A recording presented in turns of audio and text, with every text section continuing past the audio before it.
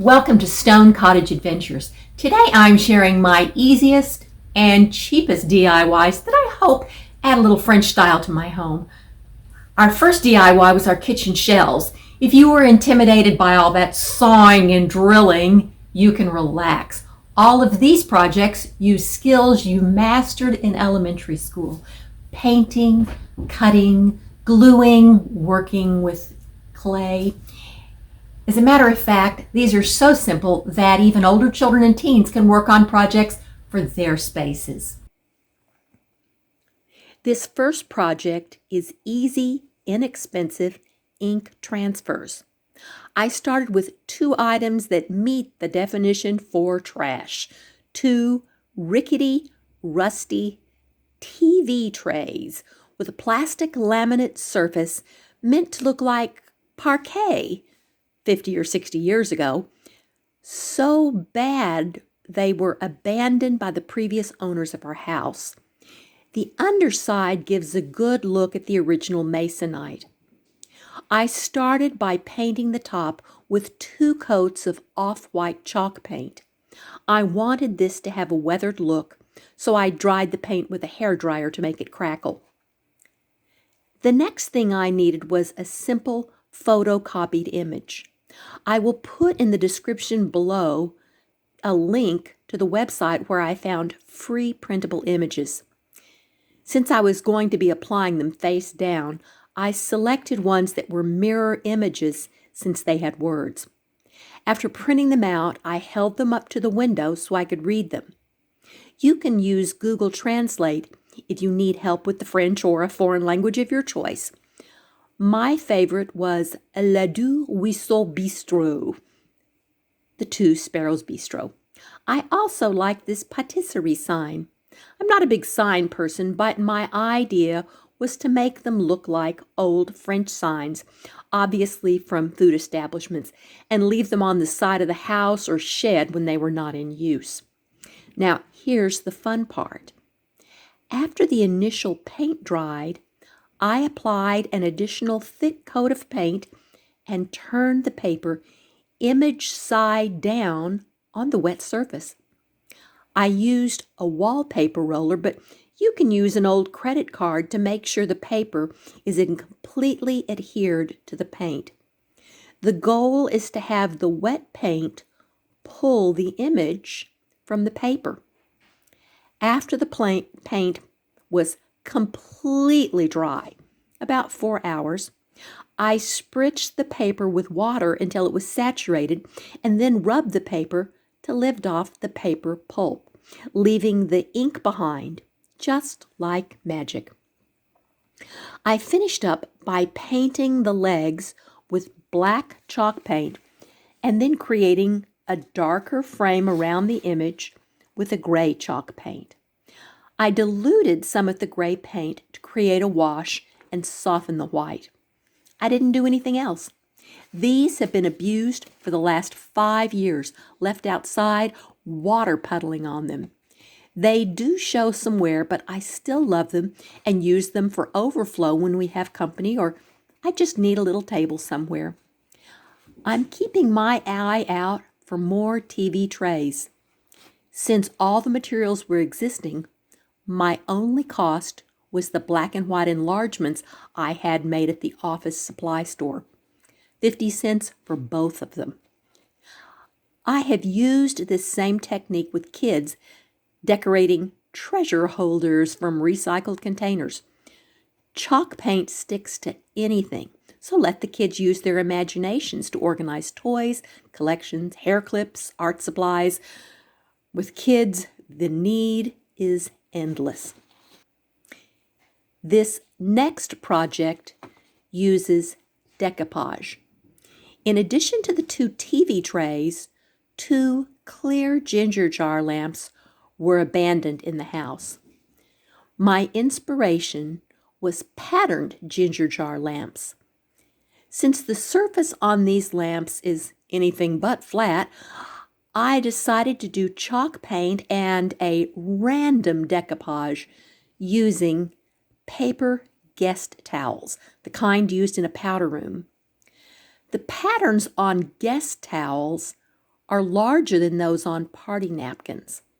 All party stores have a great selection. The one I chose had a gold damask print.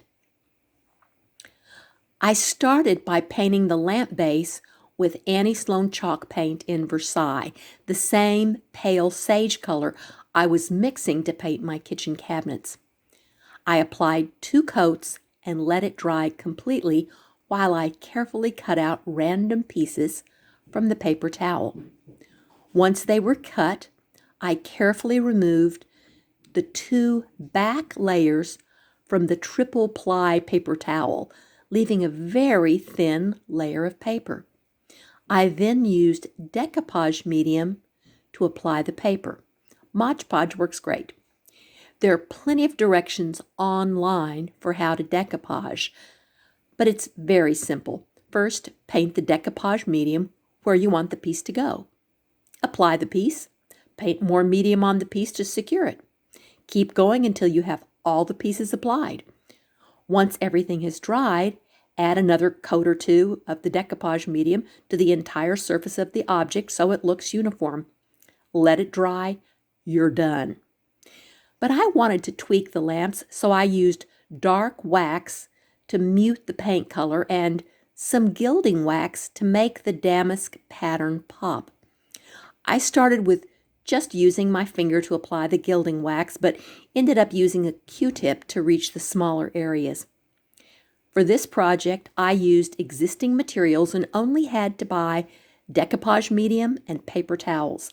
My total cost for the guest towels and Mod Podge was less than $10, and I have lots left. These lamps are now 5 years old, and I love them more each passing year. Lamps are super cheap at thrift stores if you don't have an ugly one already, and guest towels and napkins come in every style imaginative. Mine are swanky, but you could do something with the leftover napkins from a kid's themed birthday party.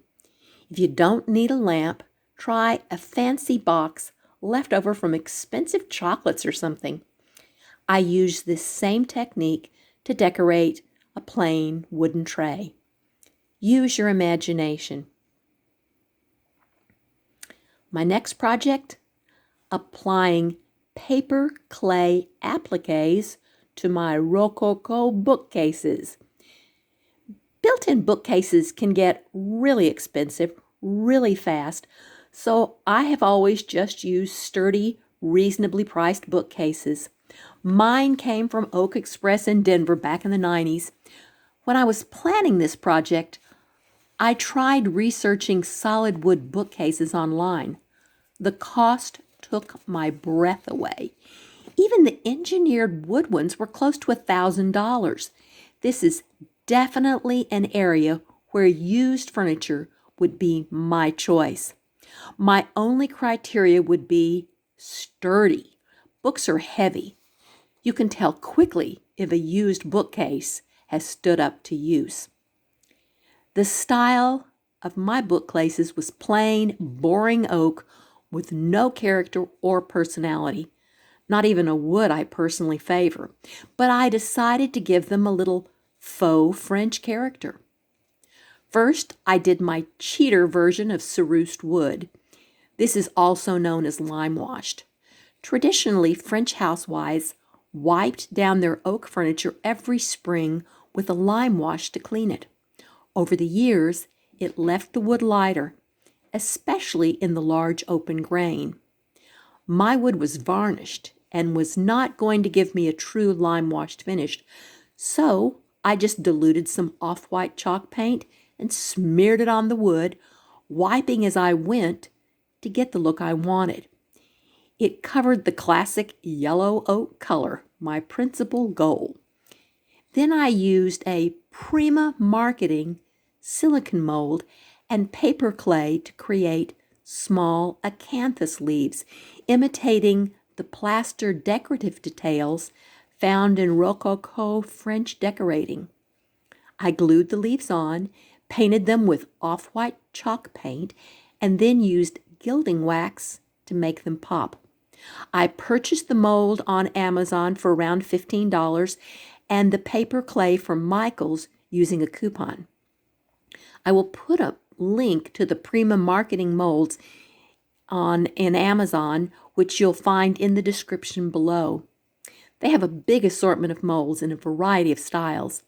I wanted to do several projects with the mold, so I bought a larger size of the clay and spent around $6. The paint and gilding wax are items I keep on hand. So if I say the cost of this project, which included all 3 of my bookcases, was $21, then I get to say the next project was free. The next project is my Rococo Door that uses the same technique. My tiny powder room has a perfectly plain bifold door that's only 6 feet 1 inch tall and accesses the laundry and furnace. The existing wall was cinder block, and I did not want to go to the expense of increasing the height since my husband and I are both under 6 feet tall. So whatever door I chose would have to be cut down. The doors I use throughout this house have a panel that would look awkward if cut down. That's why I have a perfectly plain door. I painted the doors the same color as the walls so they would not stand out in this very tiny space. Once I found the Prima marketing silicone mold, I knew I had my solution. I needed 8 pairs of this little curlicue piece. I made them and painted them before I glued them on, determining the placement by using the same relative spacing as my paneled doors. Then I taped off where the stripes would go and painted them on. I love my doors, and they cost me nothing but a little time. So here's my next project, another type of applique. A full-length mirror my mom picked up at a church yard sale for $1. Notice the glass around the mirror. And whatever glue they used to stick the mirror to the glass caused it to damage the reflection. The wood trim was originally that brown color you see at the bottom. The white is just where I cleaned off my brush when I finished another project. I don't know what it is about ugly stuff, but it makes me want to start to do graffiti. Now, before you decide I'm the cleverest person, I will tell you where my inspiration came from, if you don't already know. There's a company called Efex, E-F-E-X. They make the most beautiful bendable moldings in every style and shape you can imagine. The quality is definitely superior to my paper clay moldings. I have their products on Amazon linked in the description if you're interested. I will also include a link to their online catalog and website. I started by painting the clear glass around the mirror with Annie Sloan chalk paint in Versailles and the wood portion in French linen, a pale gray. I then used 2 French scroll frames from Efex, cutting them into smaller pieces so I could fit them around the curves of the mirror. The molding cuts easily with sharp scissors.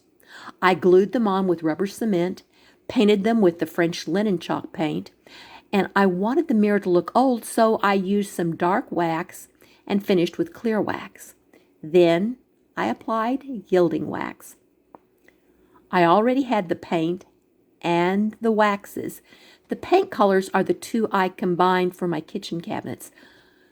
So the cost was the 2 Efex frames for $13 each and my mother's $1 for the mirror. Grand total, $27.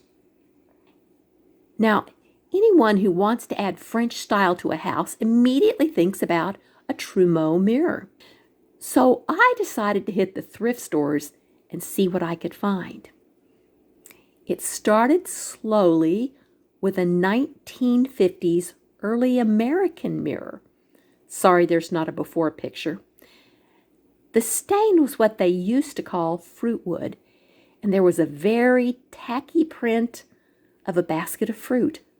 It was so bad, I knew I was safe to wait for it to be 75% off at Goodwill.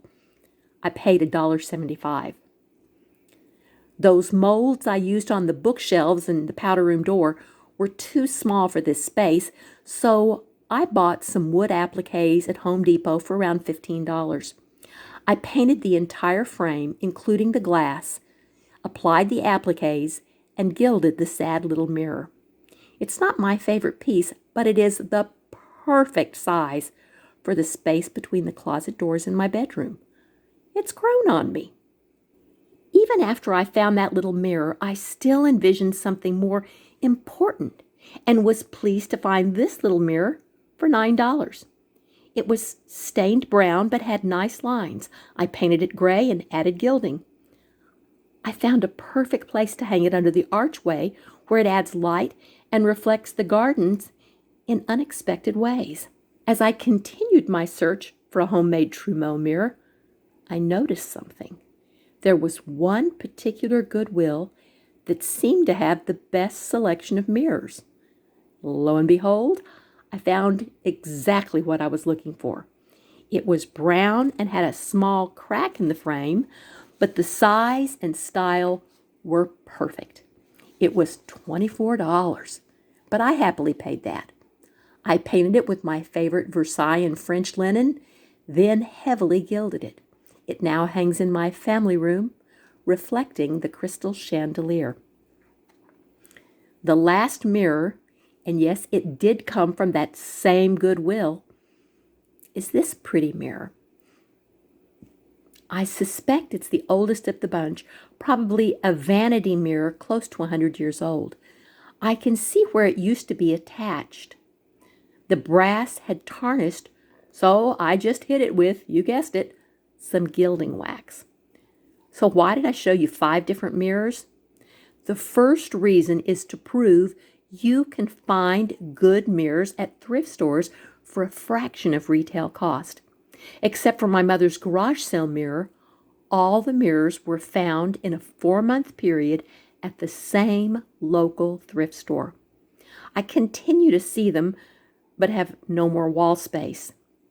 The second reason I share them is so that you can see a variety of inexpensive ideas for how to transform what you find with paint, moldings, gilding, and imagination.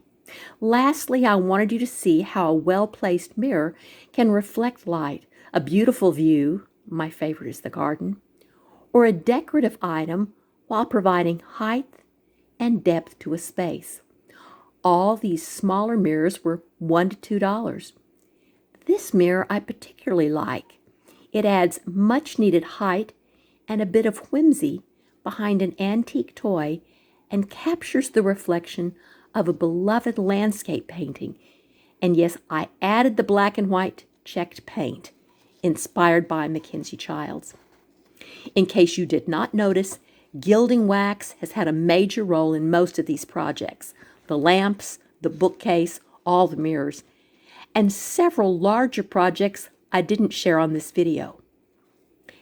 Some additional things I have gilded include a dark candlestick I found on clearance at Tuesday morning, every bit as cheap as the thrift store. A random metal frame from my mother's junk closet. Boring brown picture frames from the thrift store. A framed mirror I use in the powder room that I think came from Home Goods. I liked the antique mirror portion, but not the original silver of the frame. All super quick fixes. Hit the like button if you've been inspired by any of my projects. And if you have a favorite, be sure to let me know in the comments. Remember, the most creative solutions and the best stories begin with the biggest challenges.